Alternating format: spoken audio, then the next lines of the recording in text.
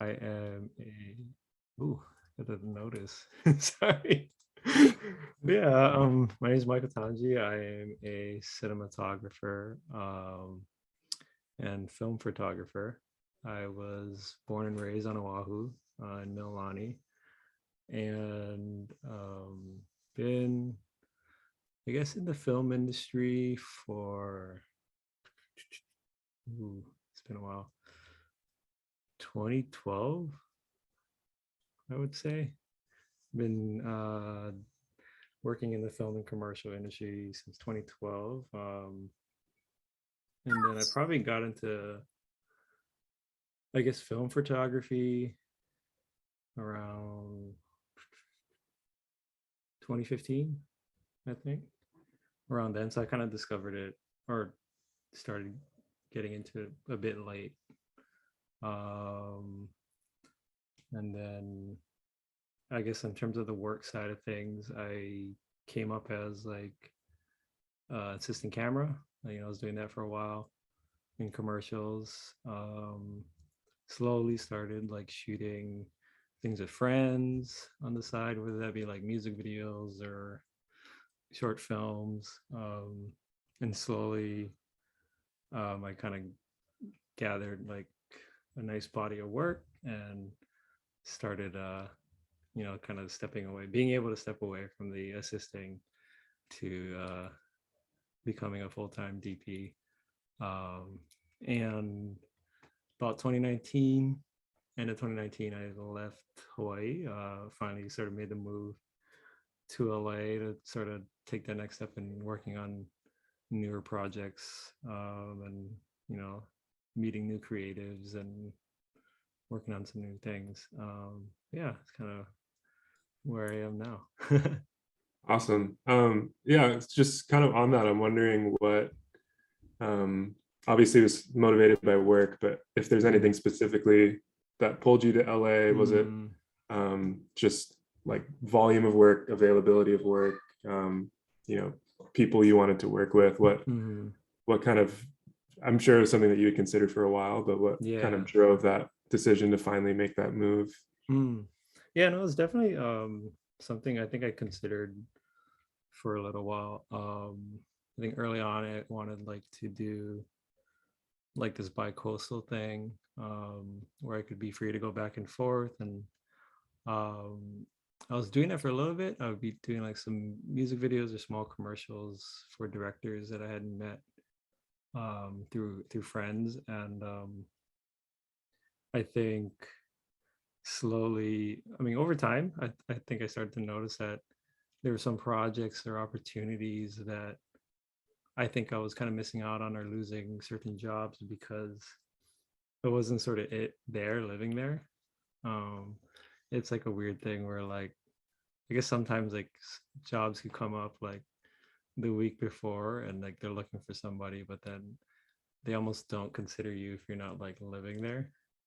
So like, so I think it was a bit of that. Kind of realizing that sort of that was one factor. And then also it was the types of projects I think I wanted to be a part of, from seeing things that from other filmmakers that were creating things. They were just different, and those were like the same spaces that I was looking to sort of get into, um, coming from Hawaii. And that's sort of like kind of, I think I reached the point where I was like, okay, I think this is probably about the time I should do it. But it took me a while because I think I'm pretty conservative and like take my time. And I was trying to make sure I had, I guess, all my ducks in a row before I moved up there. Um, but yeah, and I guess another like side note that's kind of interesting to that is just started, having moved here. I worked on a couple of short films, one right before I left, and one when I just got there. I had to immediately sort of fly back a month later and work on, and they were like stories from you know a native Hawaiian filmmaker and another director who was born and raised in Hawaii, and there was these stories that were of home. And I guess maybe it was a feeling of like kind of missing it and also wanting to stay in touch with that, and also being interested in those stories still, So it's funny I left and I was like, I also still want to do these things that are all a part of home. So yeah. Yeah, I think that's kind of a good seg into the next thing I was going to ask you, which is just as someone growing up in Hawaii, what what drew you into the practice of photography and videography, and what were kind of your influences, or those early things, maybe even before you started working, that you looked at, that really sparked that in you, that said like, this is something I'm interested in, this is something I think I can do. Because I think in the context of what you were just saying, there are so many stories here, and maybe so having someone who is from here and knows how to tell those stories is amazing. And in the last decade, and even just the last couple of years, there've been a lot of stories coming out from Hawaii produced on a really high professional level, but that's not always something that we saw. So it's probably not something that we were exposed to growing up. So yeah, that was a bunch of questions wrapped into one, but I think if you could just, yeah, what's it like growing up in Hawaii as an aspiring videographer, and how did you get to that point? It's sort of like what inspires me to like tell those stories, and also kind of what got me into the film photography side. Yeah, anything in there that feels resonant, I think. I guess, I mean, so for real quick to touch on sort of like the stories and then the film side of things, like I guess realizing that I kind of wanted to be a part of storytelling that was like meaningful, and told these stories from, like, I guess you'd say, underrepresented voices in our community, and just giving and showing that opportunity for these films to be like made and like seen from from our islands, that you rarely get to see, like on the silver screen up here, or stuff like that. And yeah, no, and like you're saying, that I think as of the more recent years, there's been a lot of things going on in Hawaii that are giving a lot of young filmmakers or local filmmakers these opportunities to make these projects. And I guess that's the other question of like the film thing, how I got into the film photography. And I did get into that later, and from when I started my career in the film and commercial industry, we reached a point where I really wanted to work on something or shoot my own thing on film. And I had no idea, because I didn't go to a film school, like a really traditional film school where you would learn those things, how to shoot on film, like 16 or 35. And I was like, I kind of thought to myself, how could I teach myself this? And I was like, oh, maybe film photography would definitely help. And I think so it started as like, that was a means to learning that other thing that I wanted to accomplish next. So whether I had to learn how to read a light meter and use it, and because in digital, I was coming from shooting digital, I never knew. I was just look at the monitor and the waveform and light off of that, and having to learn that new technique and understanding the shutter, and for our thing, it's a 180-degree shutter and stuff like that. And like I knew that if I could understand and learn those principles, I could immediately apply it to shooting motion picture film. And then I guess right in there, I was just like, oh, this is really a great way to continue sort of the photography aspect of cinematography. So I kept pursuing that as a side thing that I really enjoyed doing. So nice. Yeah, I think maybe then let's get into some of the images that you're showing this month at Treehouse. So we'll pull some of those up quickly. Yeah. So what can you tell us about the project that you're showing at the shop this month? Yeah. So let me see. Little thing I got here. So I mean, I called this series sort of unnatural states. Try to do a pause on the unnatural because it's kind of a series of portraits that like capture women in their natural states while trying to convey them in these sort of unnatural circumstances. And I guess what I mean by that is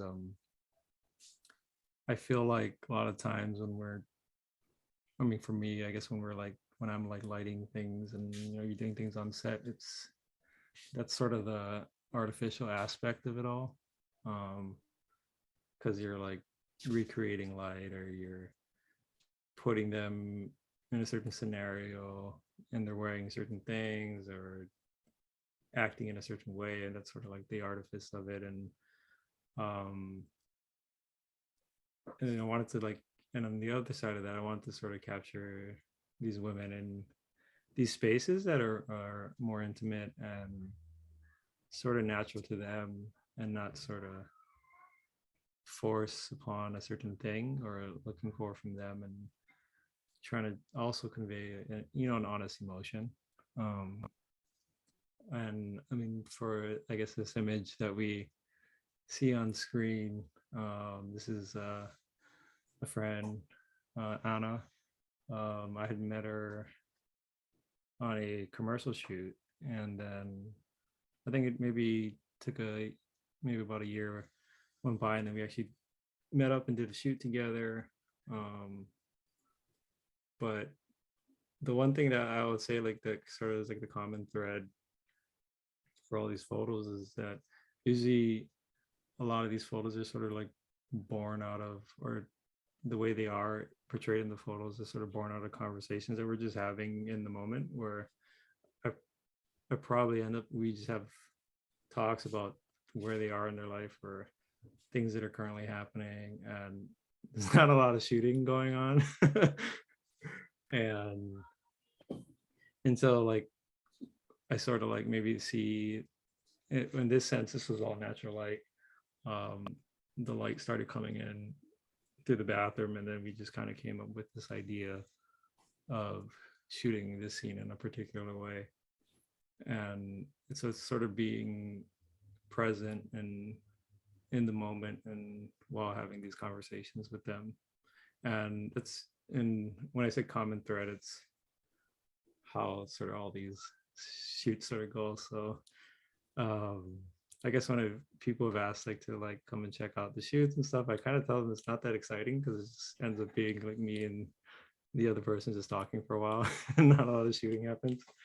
um but yeah, and the last photo and this photo, they're both on large format and medium format. A lot of the other ones in the series are Polaroid film on Fuji, but these were different. And sorry if you guys can hear background noise, it's my neighbors. Good.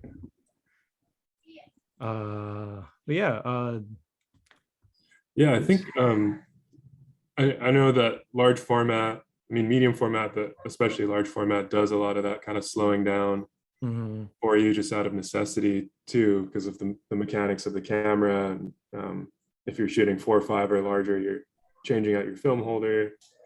But I like what you said, because that anyone who's shot portraits, it or can be a really intimate process, and it's also a really unique sort of avenue for discussion. It's like a unique circumstance between the photographer and the mhm, model, where you're like committed to spending this time to making something together, and especially if you're not really sure going into it what that is that you're intending to make, that sort of collaborative space. So that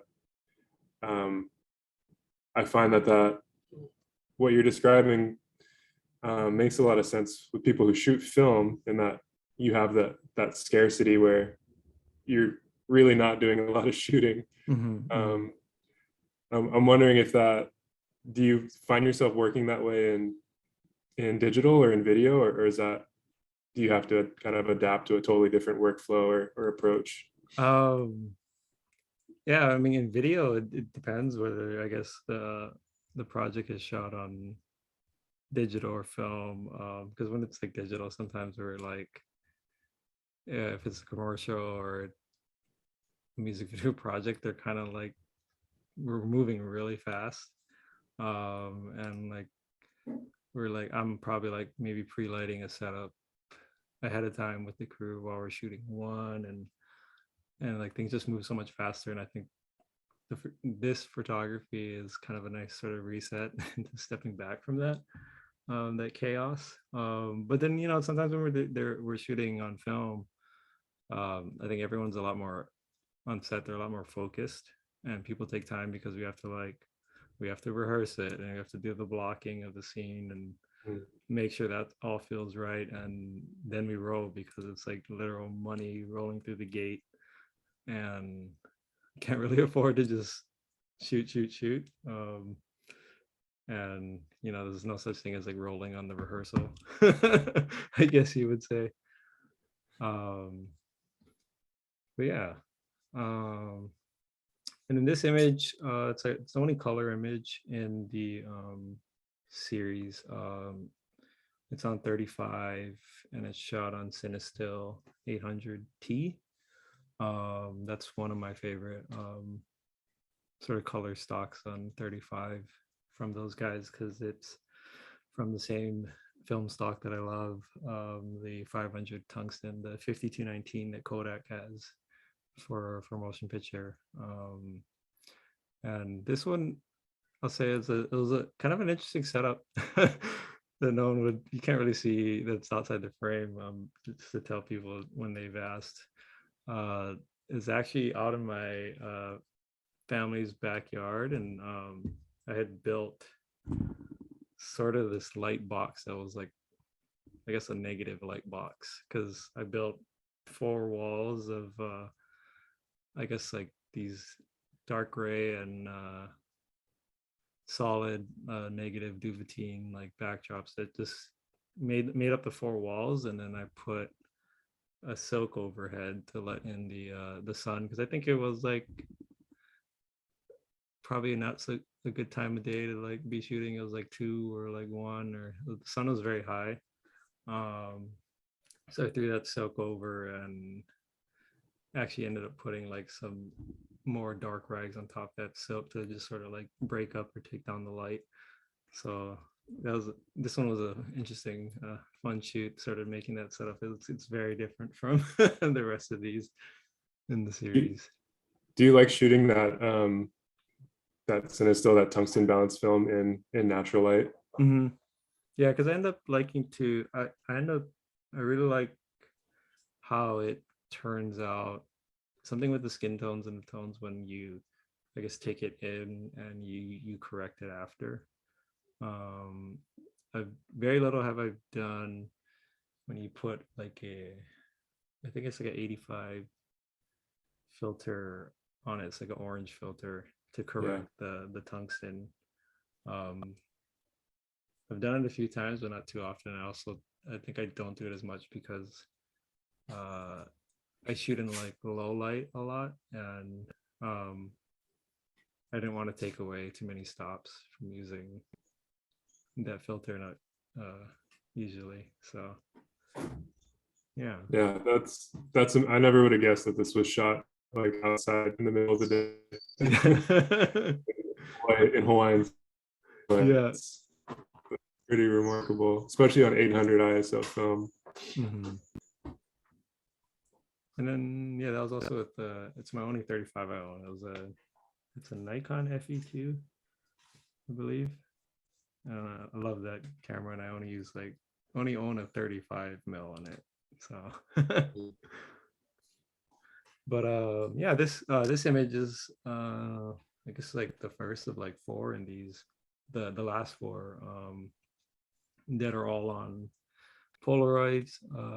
It's on the Fuji 3000B film, which I believe has been discontinued maybe like kind of recently, or not, like maybe a year from when I left in 2019. Yeah, the 3000B has been discontinued for a while, and then even the FP 100 Oh has been yeah. a couple of years now. So it's yeah. So I think I had, I'm on my last box in my fridge. I'll say that. So I'm holding that one pretty preciously. But yeah, what I guess what drew me sort of to this, I mean, I have a Polaroid back on a large format camera, the 4x5, and that's what I mainly shoot these with. Um, but yeah, what drew me to these is that I was kind of always trying to achieve a more like textured quality, and like something that's a little bit more painterly than some of the, I guess, like medium format and a large format on like regular large format film, because it's something about it was like always a little too sharp uh, for me and clear, because with medium format, uh, one of the images, the first ones you shared, I shot it on Delta 3200 because I like that one, and I underexpose it, I think, like a stop or something. And Mm. I just bring it back up because I like that it brings out this uh, Like this image. texture. Yeah, yeah. When you kind of blow up the detail, it brings back some texture from that film. Um, so when I had discovered the Fuji, and I was shooting that, and like, I peeled it apart for the first time. I was like, oh my gosh. There's all this like imperfections and qualities to the thing that just felt a lot more painterly in the aesthetic I was going for. Um, and this one was a fun one. I had this is Hannah. She's someone I've met in Hawaii and I collaborated with on numerous projects, from like stills to like video projects. And at the time of shooting this one, she was actually moving to LA, um, and just sort of to make that transition in her career up there. And I was like, it's a really exciting moment. And we were talking about doing another shoot, and I had this idea for this jacket, and sort of it just felt very like kind of like Hollywood-esque, or like, like a rising star, or kind of like going, for whatever, she was kind of pursuing next. And I she made that jacket. I bought the blazer at Goodwill, and then on Amazon I ordered like, gosh, I think I like ordered like bags and bags of those little disco mirrors. So it's just Oh, wow. literal like hot glue that's holding all those pieces, like one by one. I was sticking it to the thing. So that's a little fun fact about that photo. Yeah. Um, and this was actually one of my more recent shoots, because most of these in the series are, they spanned out for a few years from when I've taken them. And this was probably uh, October of last year, one of my more recent ones. And I had worked with, this is Marinette, and I had worked with her on a fashion project years ago, and like, could have been like 2016 or 2017. And it was a video fashion project for a magazine. And we kind of kept in touch, and then took years and years went by, and then she was coming through LA, and we kind of coordinated like a last minute kind of shoot when she was going to be here. And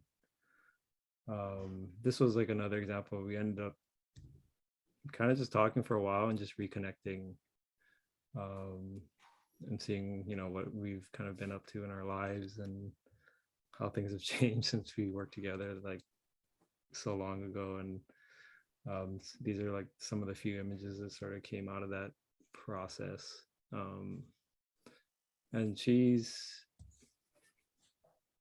been modeling for a while. So I think the thing was to sort of, for me, was in that process of talking with her and catching up, was to sort of step away from sort of the things that she's, you know, really good at, which is would be, you know, modeling and posing in a certain way, and to try and take that away and kind of strip that back and just have a conversation and see, you know, what we can do like artistically, was an interesting process. And yeah, but Do you yeah, feel like you're able to do that, to sort of break through that conditioning because you have a previous relationship and you have some history with the model or the person that you're shooting?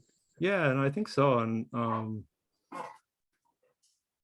I think that's what really helps, because like sometimes like the first shoots, when I'm working with someone, sometimes I think it's like a mixed bag. I get something I, you know, I'm really liking, or something that I feel like I could have did better at, because it's like I think we're feeling each other out, you know, in that process. And it definitely, you know, made it easier that everyone that you see here, we've worked on a lot of projects together, and just being able to sort of like reconnect and sort of being able to direct the shoot in that way and bring sort of that, I guess, that other side, that performance out of it that you're looking for. That I kind of come from that other world of you know, working on short films and stuff like that. Yeah, I'm curious, if how would you describe um, your style as a director, whether that's as directing a shoot like Mm, in these photos that we've seen here, or as a director of photography, or mm, directing a video project? Do you kind of take different approaches to those, being maybe more explicit in one, where it sounds like with this project it's kind of more of a natural process, or mm, maybe mm. you're Uh, not approaching things head on, you're kind of taking a mm, more organic approach? yeah. um I mean, in terms of like sort of like my work side, from like the filmmaking or film side, um, you know, that I find a lot of times on set, like I'm much more of having to be a problem solver too. It's like just balance that you're doing the whole like artist and a technician at the same time. Um, and for that one, I, you know, I try to, everything that sort of I do, I have it it's informed by the director's vision, and staying true to sort of their vision for the project, and how can I support that and enhance, you know, the visuals through storytelling to help that process. And I try to take, you know, that same approach with the film photography, with just honestly like kind of like being present in the moment, and within those conversations that I'm having with them. And some of my favorite images that I see, um, or is when we're talking, I'm just looking through the back of the large format, or I'm looking through the viewfinder, while we're talking, and they end up doing something that I really like, and then I'll try to recreate it. Like one was one of the images right before this, I believe. She was like adjusting the top that she had in our conversation, and I was like, I just stopped our conversation in the middle, and I was like, wait, go back, listen. You did something right there, and let's do that again, because I felt like that was the most authentic thing that I saw in the moment. And a lot of the shots I like to, my favorite shots that I find kind of came out of that, like being present and like looking through the viewfinder and just kind of watching, being attentive, listening, and like that kind of moment comes out of it. Yeah, I think keep the conversation going, but I do see that Jamie is here with us. I don't want to put you on the spot. Oh, I just turned his camera off. But if you do have any questions, feel free to ask him. I know you've been with us for most of the talk. Yeah, absolutely. I'm just a beginner film photographer, and I shot digital myself previously. So I'm just here to take notes and learn and be an attentive guest. So not to put me on the spot. Well, nice to But, meet you, Jamie. You know, nice to meet y'all. yeah. But no, you're talking about working with someone. I find because I think that's my biggest thing too is I just call friends and I have like, hey, I have this idea, and I think that's my biggest weakness right now is working with someone because it's literally just me calling friends and asking them, would you mind doing this with me? And so I'm learning a lot and taking notes, but I am very much in the beginner stage, and yeah, so I'm appreciate being here. Well, thank you for being here. That's, I mean, to relate to you, that's something I don't think, I mean, maybe I still don't. I think I was very good at even in the beginning, and I don't know, I think my approach was born out of me not feeling confident or comfortable with say shooting with someone and like giving them very specific direction. Like I didn't think that was my strength. Like my strength was coming from cinematography and being able to sort of craft an image through, you know, like the lighting and sort of the setting and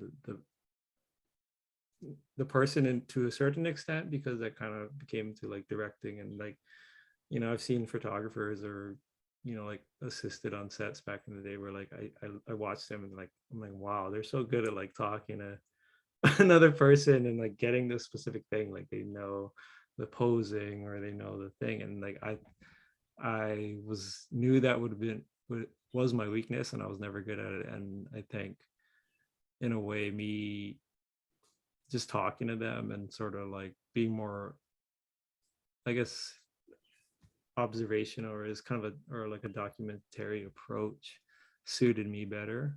So I kind of figured out what worked for me, and given that like I was kind of weaker in certain areas, it's like, how can I improve and sort of make it work for sort of my own way of seeing things and working, because I don't think I still could be like that other side of very like just a really good talker with people, and like that other half of photography.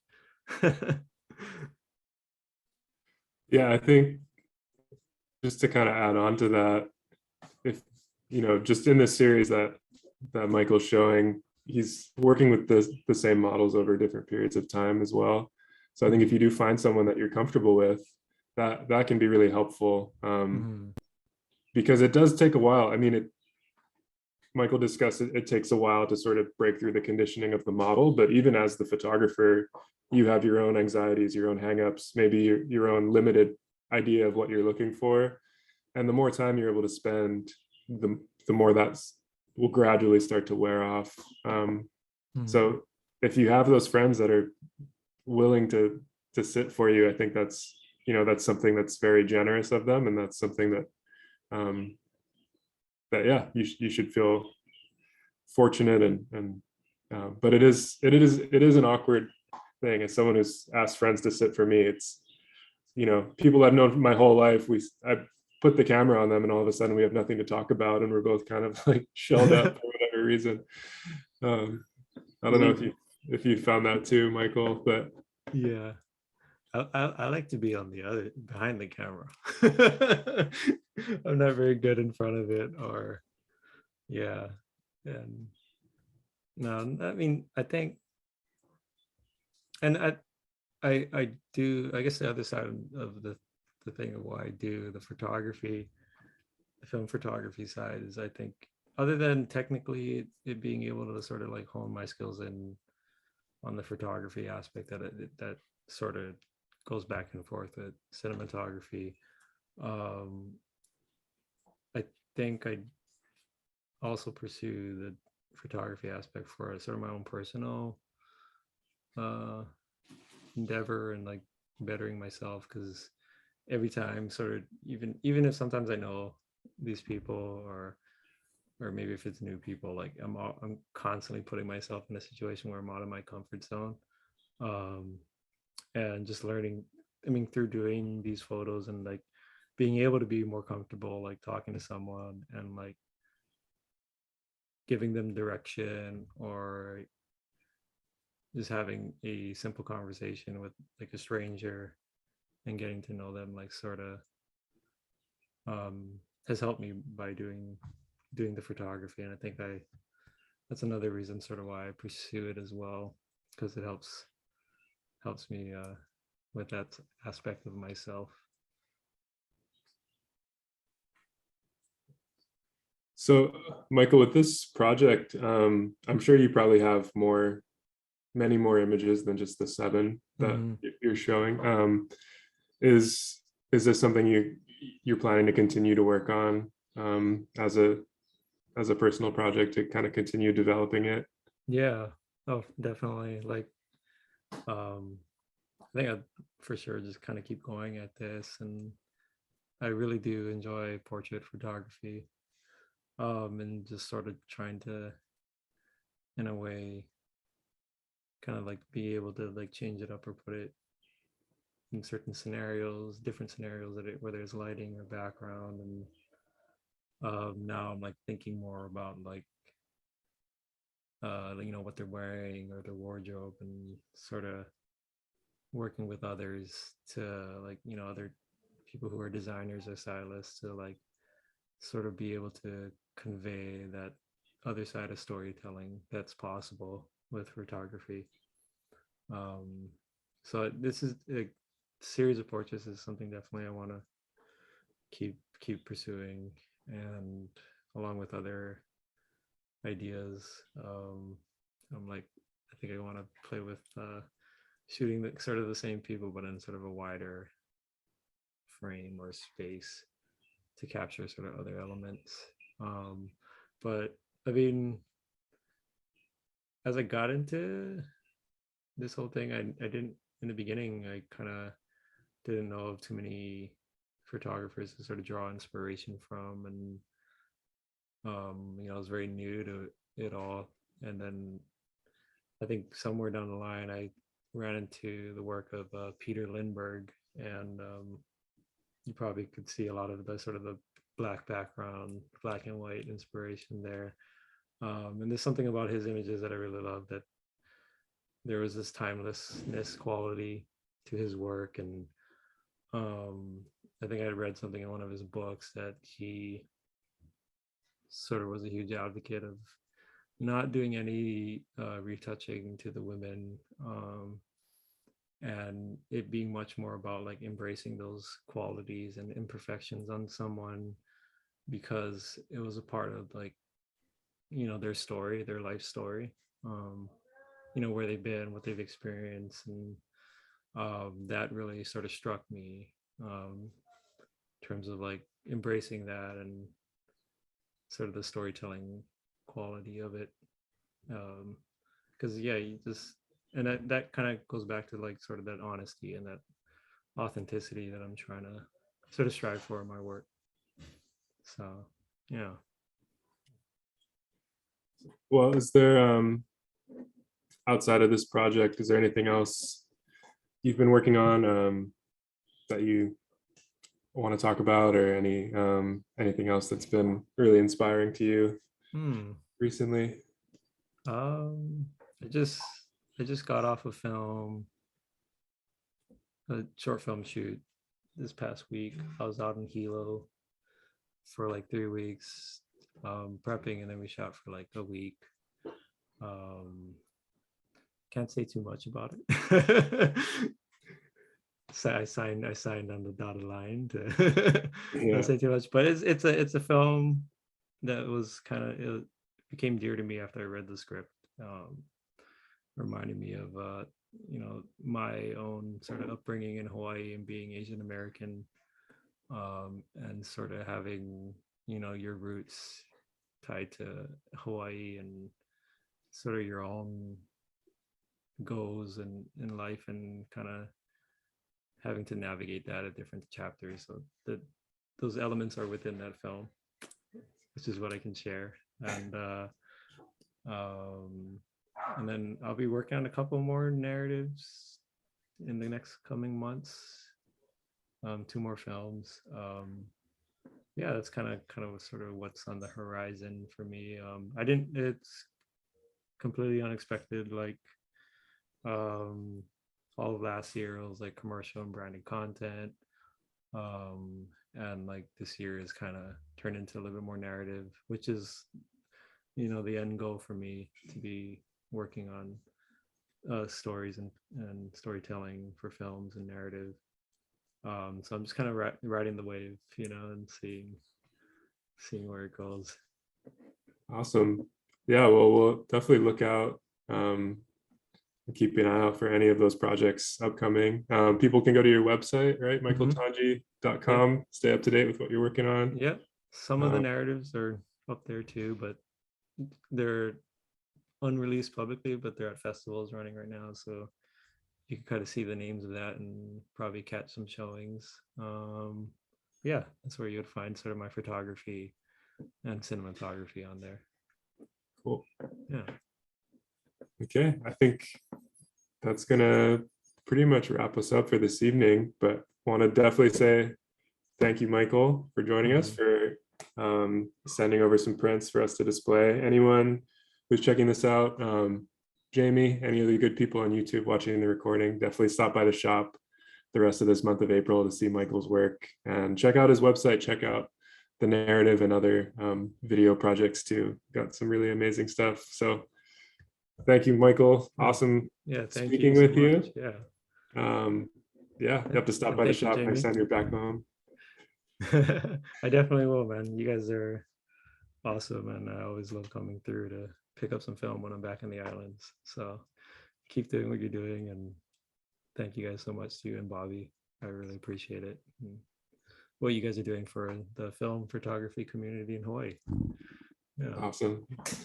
All right. Well, thank you, everybody. Good night. Night.